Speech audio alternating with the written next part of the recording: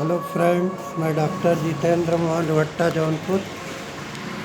Mobile number 91 40 48 21 04, 99 35 67 37 94 365 24 24 4। आज हम लोग कॉफिया क्रूडा 30 या 200 के बारे में, होम्योपैथिक मेडिसिन के बारे में डिस्कस कर रहे हैं।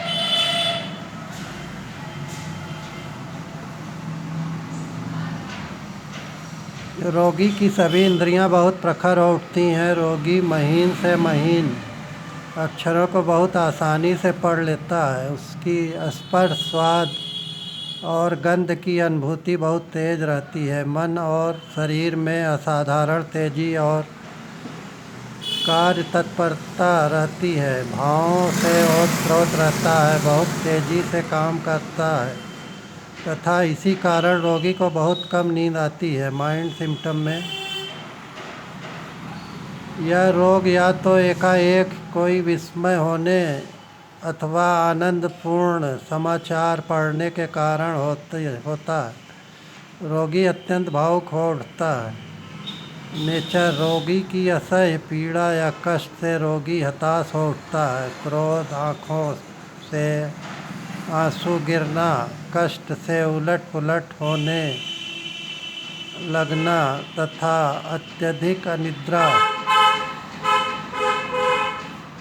रोगी बहुत अधिक मानसिक परिश्रम करता है। चिंता और बोलने के कारण उसके शरीर में पीड़ा होने लगती है।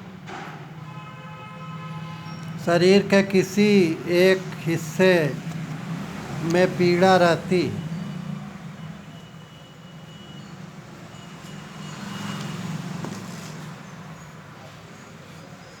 जैसे मस्तिष्क में कोई कांटा चुभ रहा हो।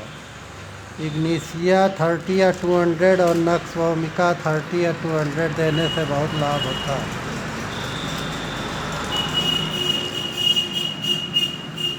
रोगी को ऐसा अनुभव होता है जैसे उसका माथा फट रहा हो।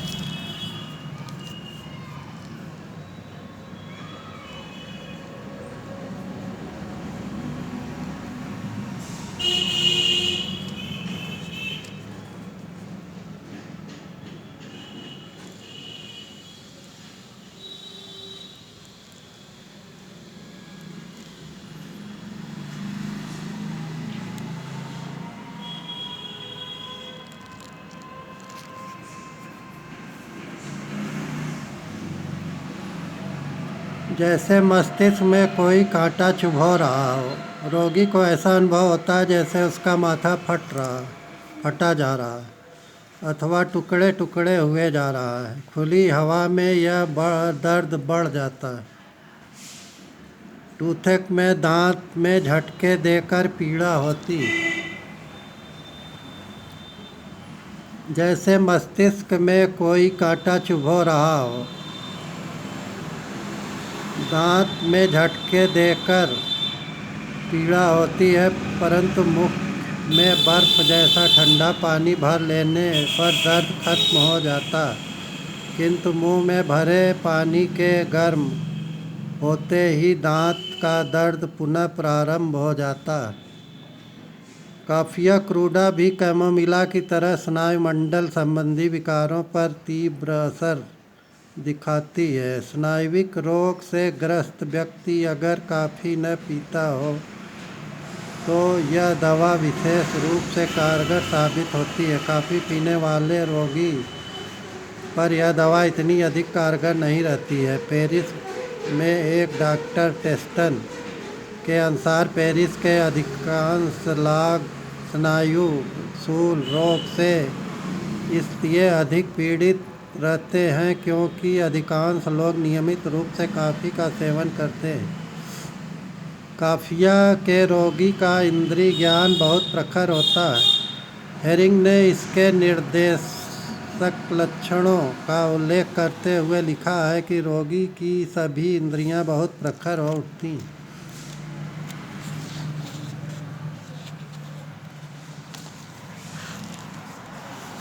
देखने, सुनने, स्वाद लेने, सूंघने और छोटे से छोटे शब्दों को भी आसानी से पढ़ लेना तथा जरा से संकेत पर अधिक पूर्वानुमान लगाने की शक्ति रोगों का मन और शरीर असाधारण रूप से कार्य तत्पर होता है। एकोनाइट 30 या 200 कॉफिया 30 या 200 कैमोमिला 30 या 200 अनबियरेबल पेन के लिए बहुत उपयोगी दवा है। रोगी का मन और शरीर असाधारण रूप से कार्य तत्पर होता है। इसका रोगी भावों से भरा होता है, काम करने में जल्दबाज होता है और इसी कारण से इसे नींद भी नहीं आती है। वह आनंद भरी कल्पना में डूबा रहता है और भविष्य के बारे में तरह तरह की कल्पनाएं बनाता रहता है।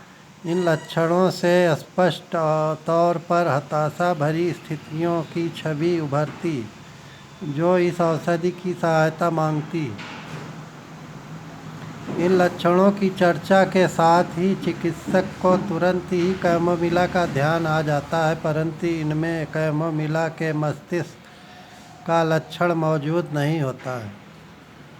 एकोनाइट देने के बारे में भी चिकित्सक सोच सकता है, परंतु एकोनाइट जैसा मृत्यु भय इसमें नहीं रहता है। हेरिंग्स ने यह परामर्श दिया कि पीड़ामय और प्रदाहिक रोगों में चिकित्सकों को अदल बदल कर एकोनाइट 30 या 200 और कॉफिया 30 या 200 का प्रयोग करना चाहिए, लेकिन मैंने पाठ्यक्रम में इन औषधियों का प्रयोग कभी नहीं किया, क्योंकि मैं सदैव ही औषधि के लक्षणों को रोगों के लक्षणों से मिलान करने पर अधिक बल देता रहा हूँ। अचानक ही कोई आश्चर्यजनक समाचार मिले, बहुत अधिक हंसी खेल, निराशा, प्रेम, शोरगुल, तेज गंध से उत्पन्न मानसिक आघातों और अस्थिरताओं की यह एक विशेष दवा है। रोगी पहले रोता है, फिर हंसने लगता है और पुनः रोने लगता है। इस प्रकार की मानसिक अवस्थाओं में भी यह दवा दी जाती है। धन्यवाद दोस्तों, नमस्कार।